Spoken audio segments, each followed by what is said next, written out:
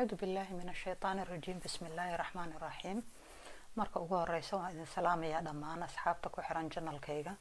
inaad dhammaantiin wanaagsantihiin ayaan idin rajaynayaa maanta waxaan doonayaa inaan ka hadlo Soomaalida iyo guurka tiraha badan iyo hablaha muxuu ahaa madax wareerka ku badan yahay oo isla hadlayo inta badan bilow la guursada bilow kan la sameeyaa marka tala ahaan ayaan inta badan soo jeedin jiray anigu dadka talooyinka soo jeediyaan ka muxuu ahaa inta badan waxaan jeclaa inaan ka mid noqdo dadka talooyinka soo jeediya waqti yar oo aan helo aan wax u soo kordhiyo oo qofkii laga yaabo dadka inay dad badan oo ila mid jiraan laakiin intii ay wax taraysa inaan wax uga kordhiyo insha Allah ta'ala marka maanta waxaan soo jeedinayaa ayaa waxay tahay in hablaha inta badan ay nafta hayso oo warwar ku nool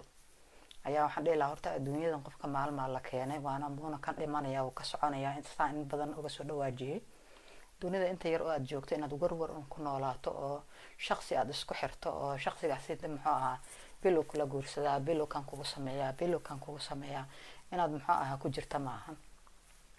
nolosha qofka bini'aadmiga horta Allah ayaa ka wakiila wuxuu dunidan ka qaadayna in badan ayaan sheegay waa qoran tahay haddii shakhsiga adiga kula joogo uu noqdo shakhsi muxuu ahaa oo daloolo inuu mar walba mid un raadiyo oo hortiisa u socdo taas macnaheedu waxay ka dhigan tahay inuu adigu ka daalay ama uu appetite badan ku sii haynin oo rabin inuu kula sii joogo haddaad adigu deraali ku tahay oo ugu tala gashay inuu muxuu ahaa sida kula noolaado to doono soo guursado meesha doona ka baxo wad kula joogi haddii kalena wad ka tagi laakiin ma wahaboona inay dumarka booqaan oo ama masayraan ama muxuu nolosha ka dhacaan carruurtooda ay gabaan maalin walba muxuu ahaa heblaala la guursaday hadda ayaantan dambe waxaad moodaa markuu nin guursado naag in Soomaalida oo dhan aad moodo in iyaga dhan la guursaday oo wada hinaasaan oo ay wada qayliyaan oo ma aha taas inay dawo keenayso waa wax nagu jiro oo horta qofna kuma dul qaadanayo muxuu ahaa in qof dumar oo adoo kala ah waxa la yiraahdo dadka bini'aadmiga waa isku wada mid oo korbileset ka bad isma dheera moogtahay waa isku wada mid marka dumarku isla wada dareemayaan wixii qof marka lagu sameeyo wax wada dareemayaan laakiin haddana ma haboona reer dhisnaa in muxuu ahaa dhammaan la wada dumiyo oo laga wada qayb qaato oo la wada dagaalamana ma wanaagsana waa sax in qofka muxuu ahaa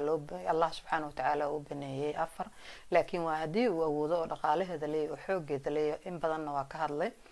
marka hadda ayaantan dambe waxaad moodaa qofka haduu magac kaliya leeyahay dhaqaalana uusan haysan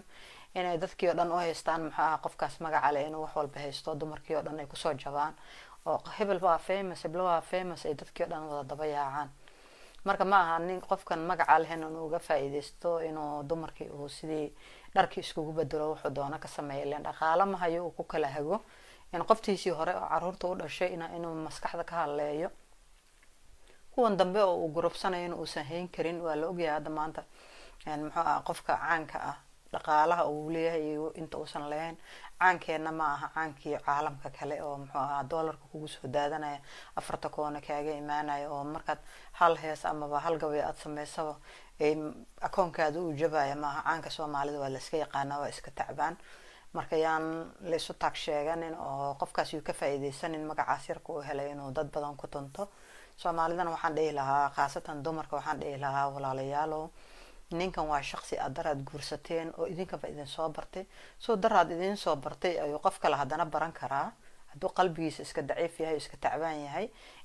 ma eegayo muxuu ahaa carruur iyo nolol iyo sidoo hadda maxaad awoodaa iyo maxaa kale ma eegayo damaciya hagaaya markaas hortiisa u soconaya dadka waxay isku dhaamaan oo xoogaa isku celshaan garaadka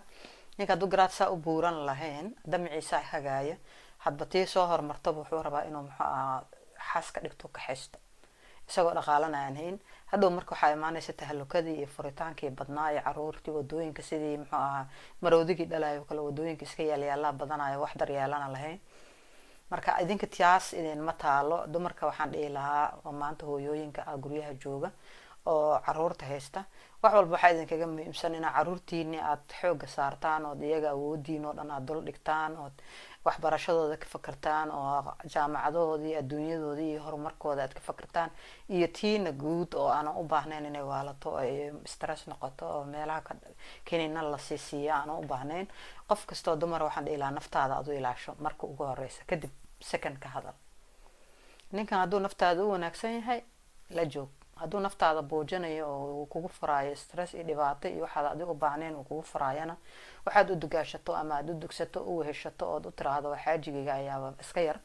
marka maseerka badan iyo dhibta badan iyo warwarka badan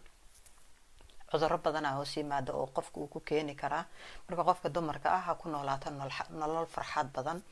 haddaysan ka heli karin qofka ee la nooshahay nolol farxad badan, furka hore ha ka tuurto ma oranaya, laakiin qofkii hala hadashaa ku tiraado warba balow ana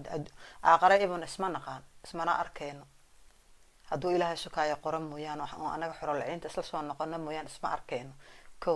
marka adduunkan intan yarta oo aan kula joogan inaad iboojiso aad iwaasho oo aad ku maanta oo dhan ka hadlon ka fakaro hebel saano ku galay hebel saano ku galay inaan dhaha ma doonayo. intan yar oo adduunyada aan joogo nolol qurux badan oo fiican oo aan saansaday inaan ku noolaadaan doonaya. waradaada nolosheeda aadan farxad isiin karayn walaalo buuqan uma baahnayna kala kaxe. ilaahay subxaanahu wa tacaala wuxuu u sameeyay in la isfaro, waa in labadii qof oo isfahmi weyso oo noloshii wanaag iyo qurux ku wada noolaan waayo ay ku kala tagaan. laakiin inuu ninkan intuu baxo nolol iska doonto adna noloshii kugu cadaabo oo meeshan habeen iyo maalin kaliya aad guryanto caruurtii aad farxad siin weydo oo caruurtii ay waali iyo rafaad iyo dhibaato iyo danci ku koraan ma aan xal. marka dumarku waxaan dhihi lahaa tii ku dulqaadan ma aaminsani inaad dumar ku dulqaadanayo horta ay inta badan ba jiraan. tii xataa ku dulqaadato waxan baa ka qaldan oo iyadoo guryamayso aayad ilaahay ma beenin kara maxaan sameeyaa alla intaan ka baxaa afarta allah oo qoray iska joogi aad ku hayso isla hadlayso bi joogi. ma aaminsani qof dumar inay raali ku noqonayso xaajigeedana kala la guursado oo la qabo la joogo. laakiin dadkan waxoogaa wadaadka isku sheega ah ama muxuu ahaa la leeyahay muxuu adoo saan xijaaban adoo saan miya aayadii ilaahay beeninaysa oo la dhex maray oo aan aaminsanahay inay haaf dhex marid ah ku jirto. dad badan waxaad arkaysaa xijaabka ma ceynayo waa aayad ilaahay oo ilaahay nagu soo dejiyay dhamaanteen, laakiin dad badan oo waxaa jira haaf ah oo la dhex maray oo aysan diinka ahayn laakiin qalbiyan xab noqday oo iska socda oo aan cadgoosan karin qofkii wixii uu muxuu dhibaatada lagu sameeyay iska celin karin oo ninkii iskala hadli karin oo aayad loogu soo gabanayo aayadana aysan run ka ahayn oo ninkan uu godad leeyahay iska soconayo baleeyar yahay oo quraankaasi ku gabanaya laakiin baleeyara. marka waxaan dhihi lahaa xaggaba aayad ilaahay hadii lagu soo daliiliyo waa sax masna wa thulatha wa rubaaca ilaahay subxaanahu wa tacaala yiri, laakiin maxaa ugu dambeeyay way meesha haddaysan aadan wada hanan karin oo gacantiina aysan hanan karin oo cadaalad fali karin oo nooc walba oo leedinka baahan yahay gudi karin kulliga midda kaliya aayadin wanaagsan oo gacantiina hanan kartaa haysta. aayada taas daba taala marka quraankana dadka dhan way yaqaanaan suuratu nisaa aayadaas ku jirta oo lagu la hadlayo ragga la leeyahay haddaad cadaalad sameyn karin oo gacantiina hanan karin hashay gacantiina hanan kartaa iyada ku gaabsado. marka aayada in la wada dhameeyo weeyaan, laakiin in afarta hore naloo sheega maaha. dhammaanteen ahlul quraan aan nahay, diintaan kusoo barbaarnay, waa soo wada baranay, tafsiirkeeda waa wada naqaanaa. in lagu harowsado maaha oo dumarka la yiraahdo maalin walba afar ay qoran anoon lacag haysan anoon waxba haysan anoon shaqo haysan anoon muxuu ahaa maanta qutulyoonka sida la rabo aan qutulyoonka maanta aan soo heli karin haddana afar ay banaan in dumarka lagu harowsado maaha. naagta la guursanayo iyada lacagteeda loogu tagayo oo caalamkan joogta oo hebel ku guursaday kaliya iyadana iyo maalin dhaafkaasi ta kaliya u ordaysa. waxaan dhihi lahaa carruurtaada kaaga baahan, mustaqbalka kaaga baahan, inaad wax barta kaaga baahan, jaamacad geysa kaaga baahan, uma baahnid inuu muxuu ahaa nin caanaha carruurtaada cabcaba aad guriga keensato. waa la guursadaa kaliya looma guursado, guurka Allah haya. marka Soomaalidu guurka ka dhigatay wadada waxaan dhihi lahaa hala fakaro wixii sax ah hala sameeyo. caalamkan hadda anaga hor u maray ee aan joogno iyagoo shaqaysanay ninka shaqaynay naagta shaqaynaysa ay hal ama laba dhalayaan maxaa ugu wacan waxay nacayaan carruurtooda inay dhibaatoodaan ay muxuu ahaa ku filnaan waayaan ay way iskuulkii ka bixin waayaan jaamacadii ka caawin kari waayaan nolosha guriga aysan ku adkaan iyaga laftirkooda aysan shaqada ka halaabin taasay ka fakarayaan. Soomaali muxuu leeyahay war dhal waa la beelayaa iska dhal awal baa la beelayay kii la dhalaba lacagtiisa la dhalana maxaa anay waale ninkii marka muxuu noqday that's why marka oo easy ka dhigtay inuu ninka 4 iyo 3 iyo 5 maxaa even waxa aaminsanahay hadii 5 iyo 6 looga dhigi lahaa ma bay nasan leen nimanka Soomaalidu 10 way ku geen lahayn laakiin 4 waxaan isleeyahay way ku yartahayba ilaa nin la yiri muxuu ahaa carruurtii aniga baa dhalayaan 10 aan ku geeyay adoo iska socsoco ان dhaqaalihii lagu biilayeen wixii yar oo ii soo dhaca 300 iyo 200 ii soo dhacdaan caruurtayda ku korsani muxuu ka fikri marka ninkaas inuu shaarkiisa intuu dhaqdo centerka galo hadba tay socoto muxuu hore gadaal u ka eego برين ويراد ورهد أدبهلا ويكوجو صدعان أكون كمس جرسنا أنا بمعيش تيدون بالله من الله وحبكها قاعد ماي جروي كان بريتين وحكر الرياء فريشان مركز ودنا ليه ما عيرس ها باي باي وسعنا دنا متكلوق دنا عادي مركو حتى هاسكينا يو ما ديدان هدا عرورتو ديدي لهايين وسو تعبامي لهايين وسو رفاضي لهايين نين والبط حبديسو ku dhigi laha ilaa 5 laha gabdhaha lagu dhibi laha gabdhihi waxay noqdeen soft meel kasta iska taagan war heblaayo qaba wallahi billahi heblaayo qaba naagtaas caanka taas u qabaha wallahi waan ka qaadaya mid aan la talinayn oo saaxiiba oo iyadaba la rabtay inay haadaamo ku ridaadaysa war heblo qaba naagtaas sheeganay ka qaad markaas akaba waxay u soo gashaan in naagtaas caanka ama naagtaas macquulka ninka qabo inay maalin uu ku qabaal yiraahdo oo kaliya muxuu ahaa baleedaha Soomaaliya waxaan ka maqli jiray kolon madaxweyne idaha moogtahay هذا مركو حاول بدأتها كلون حاسان أحي إدها تاسع بدأتها بلايا للا جورسي هلا بقله مركا وحنده لا دو مركا سوماليا دو جور كاسوحي هاي ملهان نمبر 1 كوجست نولشينا عادية تاس يا إذين باهن يا عروتينا إيجا فوكس كسارة صوص سارة وحبرة الدنيا ده هلا قبصدين إذين كانوا وح قبصدا نك إذين لجوج هدو إذين في عينها إذين كرامينا وناكسين هاي هكو حد قد بنا وناجية إذين كانوا وناكسن هذا هادو قدد ليهاي ونفتي إذين كان عينا مسكحدينا هبوجننا دكتورada هجلينا هوالانينا عرورتينا هجبنا إن قربان على جوا قربها سو إنه ليهاي دين الله سبحانه وتعالى هو أنا جنسي أو إيدا ساوحتها نستحوا وحلبنا إنه شكتي هادو واجب كي كسب بحكرة أو دقاله أو هيست أو وحول بو هيست إذن كان أذكر رالتين كل جوجا هادو سن كسب بحكرين أو ده أسقى بو يابني هاي ومالها دالا دعاية أديك بعد لبكو قبتي أو دقاله هي جروجي رفات كي نلاشي بعدين أدو قدر قادني سادنا متكلقوك يعني يقواله أنا تاسع عمي سنة نقول بعلاش حرة ترتيضها وصعد هذا لكن دقالك هي ستة أو وناكسين هاي أضينا ما أو أوكي هاي لب هذا كوقبين لنعول بأودي سهستا هبنا أتكت هاي كل جوك مركب إن شاء الله تعالى أنت حسن أنكسو جبينا يا برنامج كيف ما أنت إن شاء الله تعالى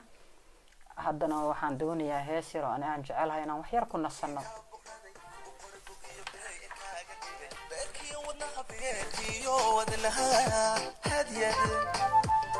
alla kaaga dhigay heeda bilisiyo dunia ka boqraday kugu qoray bogiyo bee kaaga dhigay beerkiyo wadnaha hadiyad alla kaaga dhigay igu ka baxday ila faham balooga bonga hatuno ila boda gibilada ala shambaskiyo boorkayga celi igu ka baxday ila faham balooga bonga hatuno ila boda gibilada ala shambaskiyo boorkayga celi waan ku bogay beenta odhanhe bashirka jantee baaqayga dhowr kuna bahdayo kama baydaye ku bahdayo kama baydaye hala bar waxu samee waan ku bogay beenta odhanhe bashirka jantee baaqayga dhowr kuna bahdayo kama baydaye ku bahdayo kama baydaye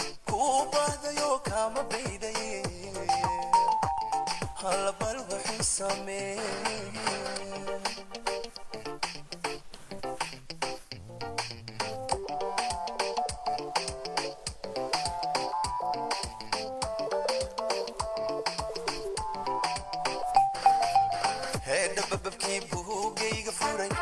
ku qoray inaan ku bukuuro una soo bandhigay bulshadii alla dhammaan heeda bababkii buugayga furay oo baan ku qoray inaan ku bukuuro una soo bandhigay